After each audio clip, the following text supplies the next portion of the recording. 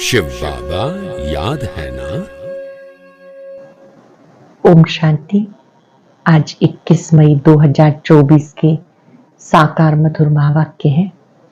आज की मधुर मुरली में बाबा हम सबको पावन बनने की सहज विधि सिखा रहे हैं। याद की सब्जेक्ट में ये सुंदर नवीनता हो कि जब आप बाबा को याद करें तो जैसे कि करंट लेते रहें। हम बाबा को देखें, बाबा हमें देखें। जब आप इस तरह से अभ्यास करते हैं, आत्मा पावन बनती जाती है। याद में वही टिक सकते हैं जो देही अभिमानी बनते हैं। मैं देह नहीं, मैं आत्मा हूं। बच्चों को बहुत खुशी होनी चाहिए कि हमें एक ऐसा बाप मिला जिसका कोई बाप नहीं, कोई शिक्षक नहीं, कोई सतगुरु नहीं। वो स्वयं सबका बाप, शिक्षक और सतगुरु है। यहाँ पर एक एक गुप्त डिफिकल्टी है। जब बाबा को याद करते हैं तो माया को ईर्ष्या होने लगती है। बाबा कहते हैं ये भी खेल बना हुआ है। आप याद करते हो, माया भुलाती है, लेकिन आपको याद का पुरुषार्थ निरंतर करते रहना है। ईश्वर बाबा के बने हो, अपना सब कुछ उन्हें समर्पित कर देना है। ट्रस्टी होकर संभालना है। ईश्वर बाबा स्वयं आकर के सिखाते हैं कि तुम्हें फिर से देवता बनना है, इसलिए दैवी गुण धारण करो। कैसे याद करो, ये भी योग बाबा सिखाते हैं। सुनते हैं बाबा के मधुर बोल। बाबा ने कहा, मीठे बच्चे, शिव बाबा वंडरफुल बाप, टीचर, सतगुरु है। उसे अपना कोई बाप नहीं। शिव बाबा वंडरफुल बाप, टीचर, सतगुरु है। उसे अपना कोई बाप नहीं। वो कभी किसी से कुछ सीखता नहीं। उन्हें गुरु की दरकार नहीं। ऐसा वंडर खाके तुम्हें याद करना चाहिए। ऐसा अंदर ही अंदर वंडर अनुभव करते हुए बाबा को याद करना चाहिए। क्वेश्चन है, याद में कौन सी नवीनता हो तो आत्मा सहज पावन बन सकती है? याद में कौन सी नवीनता हो तो आत्मा सहज पावन बन सकती है? जवाब है, याद में जब बैठते हो तो बाबा की करंट खींचते रहो। बाप तुम्हें देखे और तुम बाबा को देखो। ऐसी याद ही आत्मा को पावन बना सकती है। ये बहुत सहज याद है, लेकिन बच्चे घड़ी घड़ी भूल जाते हैं। हम आत्मा है, शरीर नहीं। देही अभिमानी बच्चे ही याद में ठहर सकते हैं। देही अभिमानी बच्चे याद में ठहर सकते हैं। ओम शांति। मीठे मीठे बच्चों को निश्चय है, ये हमारा बेहद का बाप है। उनका कोई बाप नहीं। दुनिया में ऐसा कोई मनुष्य नहीं होगा जिसका बाप ना हो।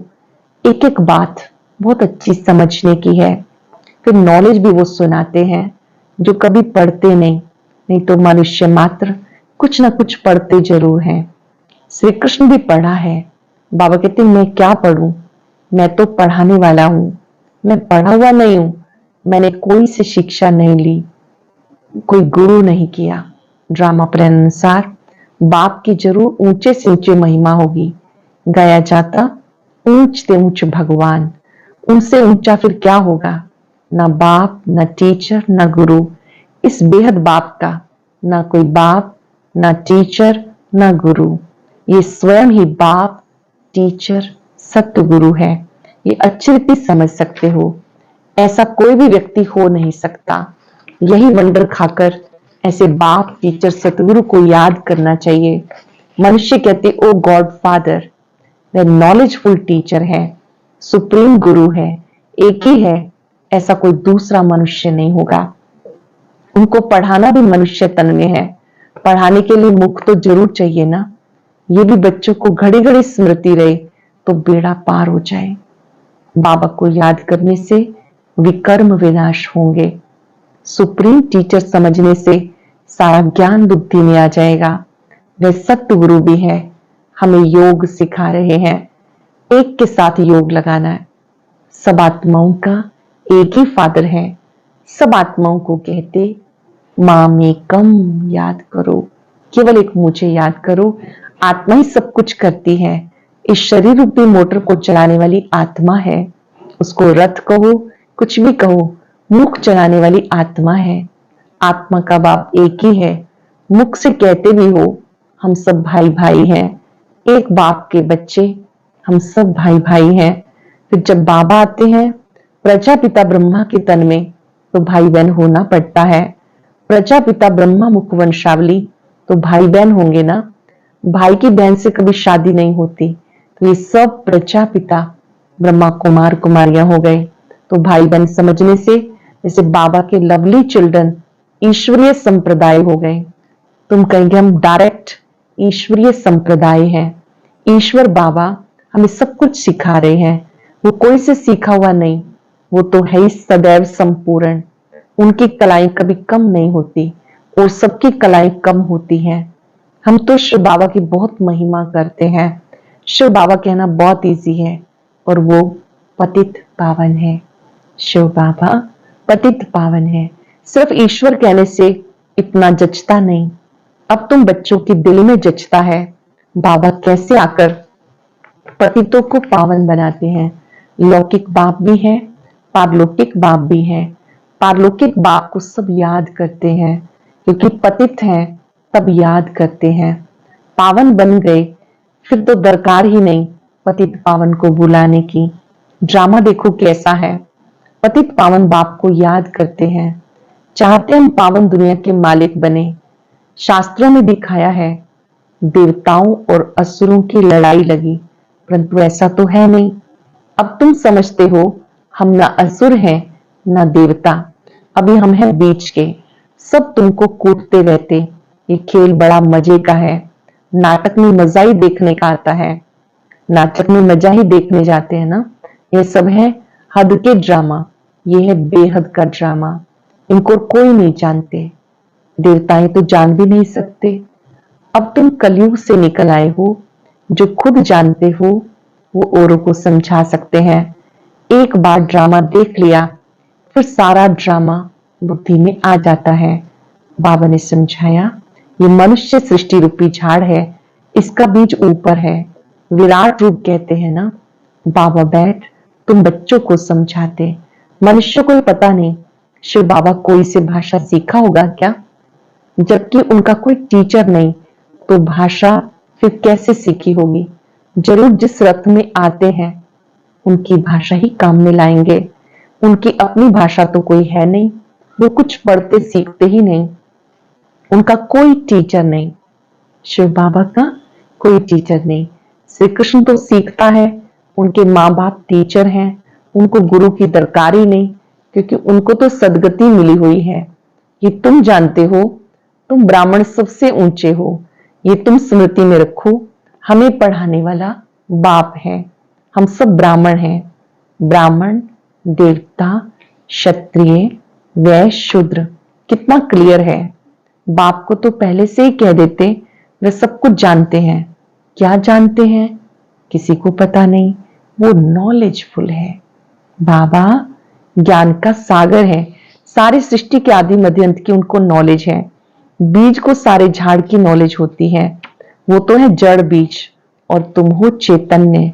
तुम अपने झाड़ की नॉलेज समझाते हो।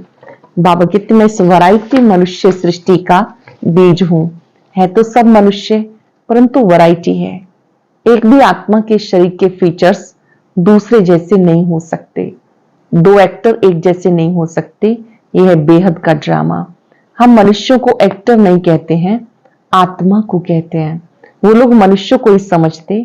तुम्हारी बुद्धि में है हम आत्माएं एक्टर्स हैं जो शरीर द्वारा डांस करते हैं। जैसे मनुष्य बंदर को डांस कराते, ये भी आत्मा है जो शरीर को डांस कराती है। छोटी सी बिंदी आत्मा शरीर को डांस कराती है, पार्ट बजवाती है। ये तो बहुत सहज समझने की बातें हैं। बेहद का बाप आते भी जरूर हैं, ऐसे नहीं कि नहीं आते। शिव जयंती भी होती, बाप जब आते हैं तब दुनिया चेंज होनी होती है। भक्ति में श्री कृष्ण को याद करते रहते हैं, लेकिन वो आए कैसे, कलयुग में या संगम पर। श्री कृष्ण का रूप इन आंखों से देखा नहीं जा सकता, फिर उनको भगवान कैसे कहते? वे तो सतयुग के फर्स्ट प्रिंस हैं, सर्वगुण संपन्न, 16 कला संपूर्ण, संपूर्ण निर्विकारी हैं, परम पिता की प्रथम रचना है, उनका बाप टीचर गुरु भी है। बाप कहते मैं हूं सबका सदगति दाता। बच्चे समझते मनुष्य 84 जन्म लेते, कौन कौन कितने जन्म लेते वो तो हिसाब करते हो। दैवी राज्य की स्थापना हो रही है, पहला जन्म उनका ही होता है, एक का हुआ उनके पीछे सब आ जाते। ये बातें तुम जानते हो, तुम्हारे में भी कोई अच्छी रीति समझते हैं जैसे उस पढ़ाई में होता। यह बहुत सहज, सिर्फ एक गुप्त डिफिकल्टी है। यहां पर गुप्त डिफिकल्टी कौन सी है? तुम जब बाबा को याद करते हो तो उसमें माया विघन डालती है, क्योंकि माया रावण को हसद ईर्ष्या होती है। तुम बाप को याद करते हो, रावण को हसद होता है कि हमारा मुरीद राम को क्यों याद करता है। ये भी ड्रामा में पहले से नूंद है, नई बात नहीं। कल्प पहले जो पार्ट बचाया वही बचाएंगे। अब तुम पुरुषार्थ कर रहे हो, कल्प पहले जो पुरुषार्थ किया फिर कर रहे हो। ये चक्र फिरता रहता है, कभी बंद नहीं होता। ड्रामा की टिक टिक होती रहती है। बाबा समझाते ये 5 वर्ष का ड्रामा है। शास्त्रों में कैसी कैसी बातें लिख दी। बाप ऐसे कभी नहीं कहेंगे कि भक्ति छोड़ दो, क्योंकि अगर यहां भी चल नहीं सके तो वो भी छूट जाए, तो ना इधर का ना उधर का रहा, कोई काम का ही नहीं रहा। इसलिए तुम देखते हो कई मनुष्य ऐसे भी हैं जो भक्ति आदि कुछ नहीं करते, बस ऐसे ही चलता रहता। कोई तो कह देते भगवान ही अनेक रूप धरते। अरे ये तो बेहद का ड्रामा अनादि बना बनाया है जो रिपीट होता रहता है, इसलिए इसको अनादि अविनाशी वर्ल्ड ड्रामा कहते हैं। इसको तुम बच्चे समझ रहे हो, इसमें भी तुम कुमारियों के लिए बहुत ही सहज है। माताओं को तो सीढ़ी चढ़ी है तो उतरना पड़ता, कुमारी को तो कोई बंधन नहीं है, चिंतन ही नहीं, बाप का बन जाना है। कुमारियों की तो बहुत अच्छी लॉटरी है, बाबा का बन जाना है। लौकिक संबंध को भूल पारलौकिक से संबंध जोड़ना है।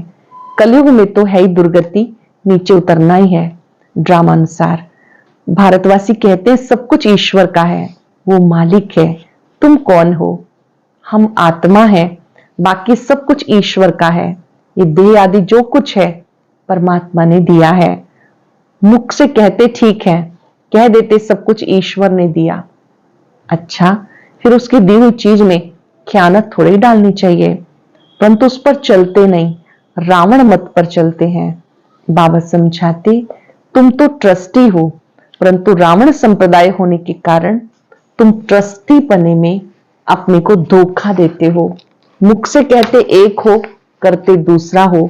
बाबा ने चीज दी फिर ले ली, उसमें तुम्हें दुख क्यों होता है? ममत्व मिटाने के लिए ये बातें बाबा बच्चों को समझाते हैं। बाबा इसलिए समझाते हैं कि बच्चों का ममत्व समाप्त हो जाए। अब बाबा आए हैं, तुमने पुकारा, बाबा हमें साथ ले चलो, हम रावण राज्य में बहुत दुखी हैं, आकर पावन बनाओ।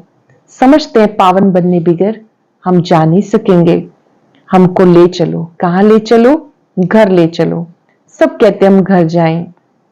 श्री कृष्ण के भक्त चाहते हैं हम श्री कृष्णपुरी बैकुंठ में जाएं। सतयुग ही याद रहता, प्यारी चीज है। मनुष्य मरता तो स्वर्ग जाता नहीं, स्वर्ग तो सतयुग में ही होता है। कलयुग में होता नरक, तो जरूर पुनर्जन्म नरक में ही होगा। ये कोई सतयुग थोड़ा ही है, ये तो वंडर ऑफ द वर्ल्ड है। कहते समझते भी हैं, फिर भी कोई मरता है तो उनके संबंधी आदि कुछ भी समझते नहीं। बाबा के पास जो 84 के चक्र की नॉलेज है वो बाबा ही देते हैं। तुम तो अपने को देह समझते थे, वो भी रॉन्ग था। अब बाबा कहते देही अभिमानी भव। ये बात शिव बाबा कहते हैं। शिव बाबा को अपनी देह नहीं, ये उनका रथ है जिसमें वो विराजमान है। उनका रथ है तो शिव बाबा का भी रथ है और ब्रह्मा का भी। इनकी अपनी आत्मा भी है, बाप का भी लोन लिया हुआ है। बाप कहते मैं इनका आधार लेता हूं, अपना तो है नहीं, तो पढ़ाएंगे कैसे? बाबा रोज बच्चों को कशिश करते हैं कि अपने को आत्मा समझ बाप को देखो। बाबा दृष्टि देते हैं, बच्चों को भी कशिश होती है बाबा की। बाबा कहते हैं अपने को आत्मा समझ, फिर बाबा को देखो। ये शरीर भी भूल जाए, हम तुमको देखें, तुम हमको देखो।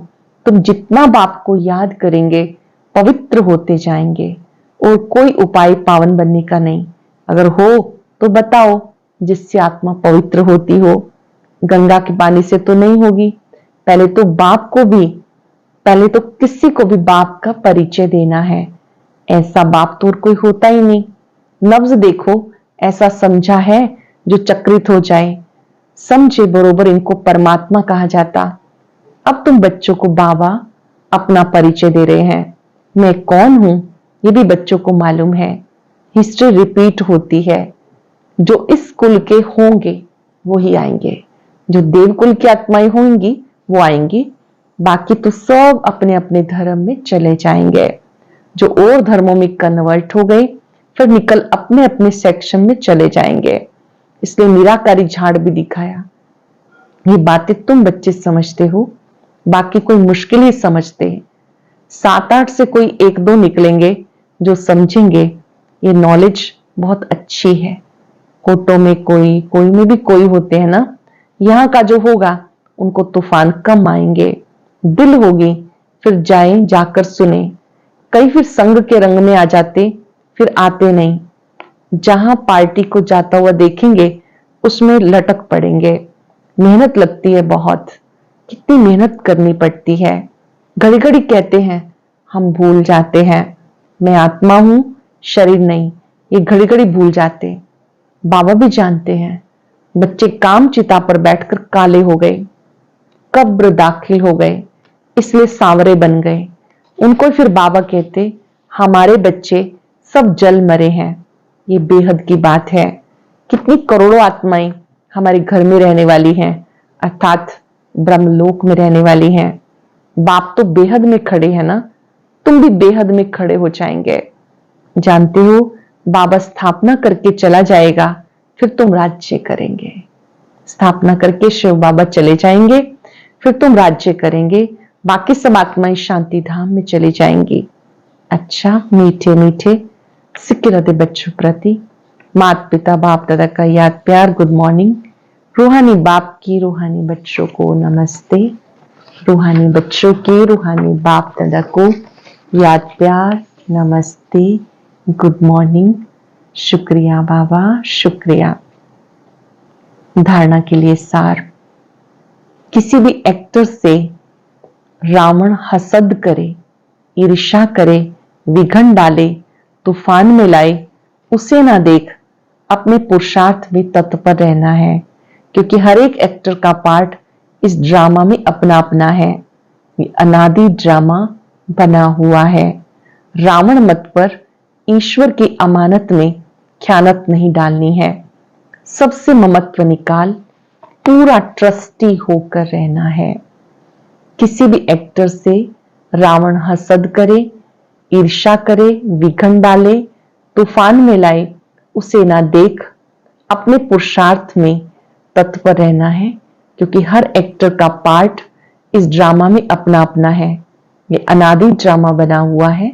रावण मत पर ईश्वर की अमानत में ख्यानत नहीं डालनी। सबसे ममत्व निकाल, ट्रस्टी होकर रहना है। वरदान है सदा एक रस मूड द्वारा सर्वात्माओं को सुख शांति प्रेम की अंजलि देने वाले महादानी भव। सदा एक रस मूड द्वारा सर्वात्माओं को सुख शांति प्रेम की अंजलि देने वाले महादानी भव। आप बच्चों की मूड सदा खुशी की एक रस रहे। कभी मूड ऑफ, कभी मूड बहुत खुश, ऐसे नहीं। सदा महादानी बनने वालों की मूड कभी बदलती नहीं। देवता बनने वाले माना देने वाले, देवता माना देने वाले। आपको कोई कुछ भी दे, आप महादानी बच्चे सबको सुख शांति की अंजलि, शांति की अंजलि, प्रेम की अंजलि दो। आप शांति, प्रेम, सुख की अंजलि दो। तन की सेवा के साथ मन से ऐसी सेवा में बिजी रहो तो डबल पुण्य जमा हो जाएगा। आप बच्चों की मूड सदा खुशी की एक रस रहे, कभी मूड ऑफ, कभी मूड बहुत खुश, ऐसा नहीं। सदा महादानी बनने वालों की मूड कभी बदलती नहीं। देवता बनने वाले माना देने वाले, आपको कोई कुछ भी दे, आप महादानी बच्चे सबको सुख की अंजलि, शांति की अंजलि, प्रेम की अंजलि दो। तन की सेवा के साथ मन से ऐसी सेवा में बिजी रहो तो डबल पुण्य जमा हो जाएगा। स्लोगन है, आपकी विशेषताएं प्रभु प्रसाद है। सिर्फ स्वयं प्रति यूज नहीं करो, बांटो और बढ़ाओ। आपकी विशेषताएं प्रभु प्रसाद है, इन्हें सिर्फ स्वयं प्रति यूज नहीं करो, बांटो और बढ़ाओ। आज हम याद रखेंगे, एक रस मूड में रहने वाली मैं महादानी आत्मा हूं। राजयोगियों का मूड सदा एक रस रहता है। राजयोगी सदा चीयरफुल मूड में रहते हैं, सदा खुशनुमा। जो आत्मा भरपूर है वो दूसरों को अंजलि दे सकती है। जो आत्मा भरपूर है वही सुख, शांति, प्रेम बांट सकती है।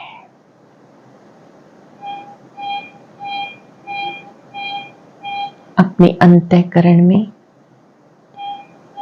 शुभ संकल्प करें, हम देव आत्माएं सबको देने वाली है,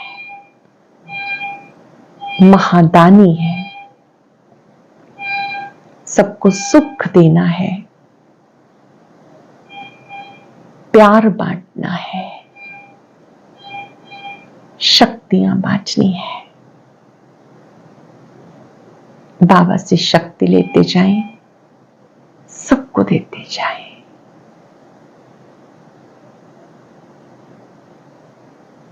एक रस मूड में रहने वाली मैं महादानी आत्मा हूं। शुक्रिया बाबा, शुक्रिया। ओम शांति। आज के ज्ञान मोती में हम जानेंगे कि सतयुग में श्री कृष्ण के साथ पढ़ने वाली, रास करने वाली जो आत्माएं हैं, उनका संगम युग पर पुरुषार्थ कैसा होगा, अर्थात कैसे पहचाने कि यह आत्मा सतयुग में श्री कृष्ण के अंग संग रहेगी। जानने के लिए सुनते हैं आज का अव्यक्त ज्ञान मोती।